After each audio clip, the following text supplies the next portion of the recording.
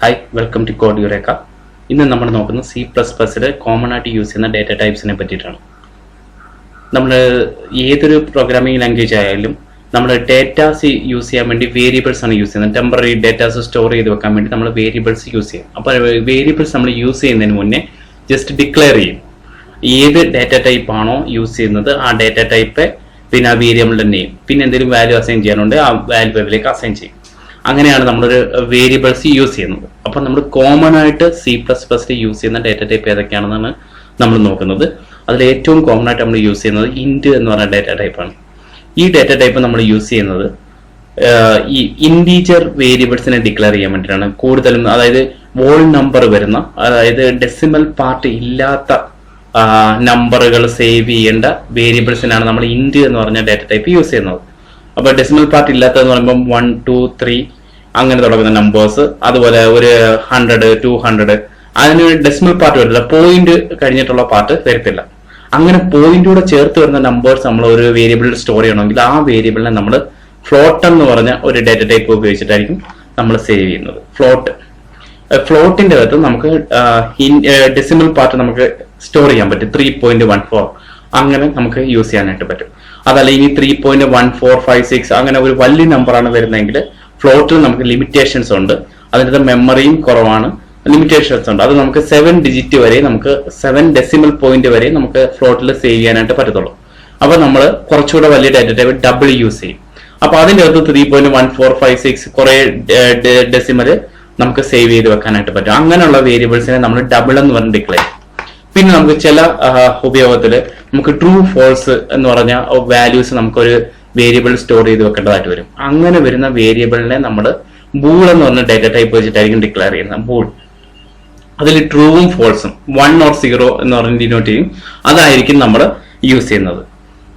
അടുത്തത് നമുക്കൊരു single character, ഇപ്പൊ A, B, C, D അങ്ങനെയുള്ള സിംഗിൾ ആയിട്ടുള്ള ഒരു ക്യാരക്ടർ നമ്മൾ ഒരു വേരിയബിളിൽ സ്റ്റോർ ചെയ്ത് വെക്കണം എന്നുണ്ടെങ്കിൽ നമ്മൾ ക്യാരക്ടറിന്റെ ഷോർട്ട് ഫോം ക്യാർ എന്ന് പറഞ്ഞാൽ ഒരു ഡേറ്റ ടൈപ്പ് ആയിരിക്കും നമ്മൾ യൂസ് ചെയ്യുന്നത്.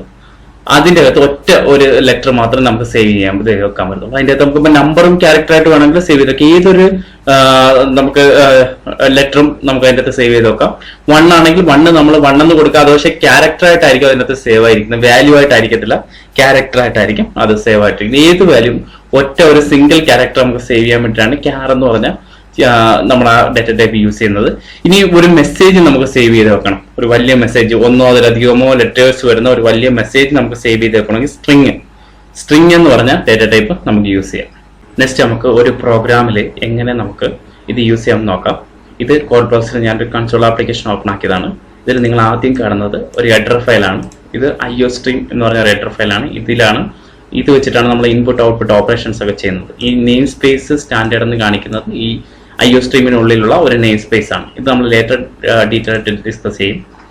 ഈ മെയിൻ എന്ന് പറഞ്ഞ ഫംഗ്ഷനിലാണ് നമ്മൾ ആക്ച്വൽ പ്രോഗ്രാം എഴുതുന്നത്. ഇവിടെ നമ്മൾ ഒരു ഇൻറ്റീജർ നമ്മൾ ഡിക്ലെയർ ചെയ്യുന്നു, ഇൻറ്റ് A എന്ന് പറഞ്ഞാൽ എനിക്കിപ്പം നമുക്കൊരു ഇൻറ്റീജർ വാല്യൂ സേവ് ചെയ്യണമെങ്കിൽ നമ്മൾ ഇൻറ്റ് എന്ന് പറഞ്ഞ ഒരു ഡേറ്റ ടൈപ്പ് ആയിരിക്കും യൂസ് ചെയ്യുന്നത്. അതിനുശേഷം ഈ എക്ക് ഞാനൊരു ഇൻറ്റീജർ വാല്യൂ ഡിക്ലെയർ ചെയ്യും, A=5. അതിനുശേഷം ഇത് പ്രിന്റ് ചെയ്ത് നിങ്ങൾക്ക് കാണണമെന്നുണ്ടെങ്കിൽ നിങ്ങൾ Cout എന്ന് പറഞ്ഞ കമാൻഡാണ് യൂസ് ചെയ്യേണ്ടത്. Cout ഒരു ഇൻസെർഷൻ ഓപ്പറേറ്റർ, ആ വേരിയബിൾ A ഞാൻ കൊടുത്തു. അതിനുശേഷം ഇത് റൺ ചെയ്യുവാണെങ്കിൽ ഇതിൻ്റെ ഔട്ട്പുട്ട് 5 എന്ന് കാണിക്കും. കണ്ടോ? ഇനി നമുക്ക് ഇവിടെ നമ്മൾ 2 ലൈനിലായിട്ടാണ് ഈ അസൈൻമെന്റും ഈ വേരിയബിളിന് വാല്യൂ അസൈൻ ചെയ്ത് ഡിക്ലെയർ ചെയ്തത്. ഇത് രണ്ടും കൂടെ നമുക്ക് ഒരു ലൈനിൽ ചെയ്യാൻ പറ്റും.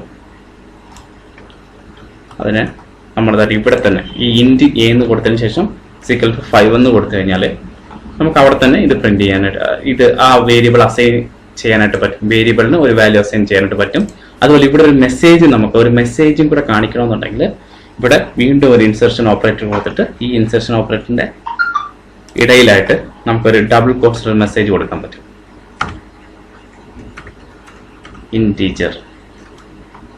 ഇൻറ്റീജർ വാല്യൂ ആണ് നമ്മളോട് ടൈപ്പ് ചെയ്യുന്നത്. ഇനി റൺ ചെയ്ത് നോക്കിക്കഴിഞ്ഞാൽ കാണാൻ പറ്റും integer5 എന്ന് കാണിക്കും.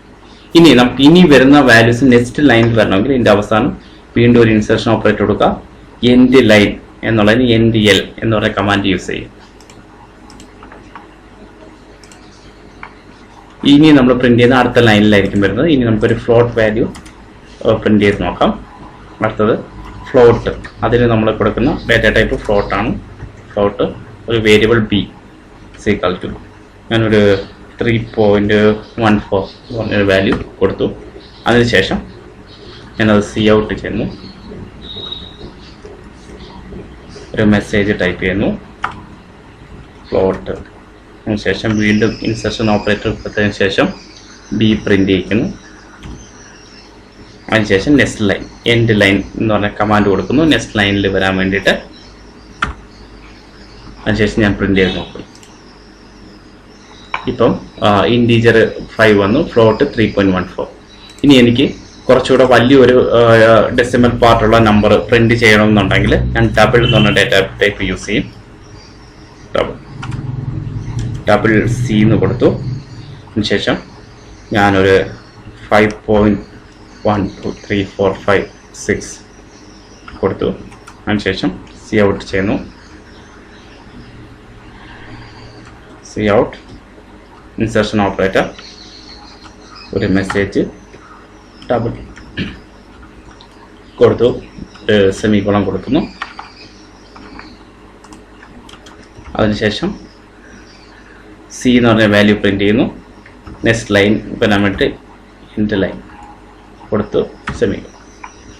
ഇനി ഞാനതൊന്ന് റൺ ചെയ്ത് നോക്കുന്നു. ഇപ്പം നമുക്ക് ഡബിൾ ആ വാല്യൂ കാണാൻ പറ്റും.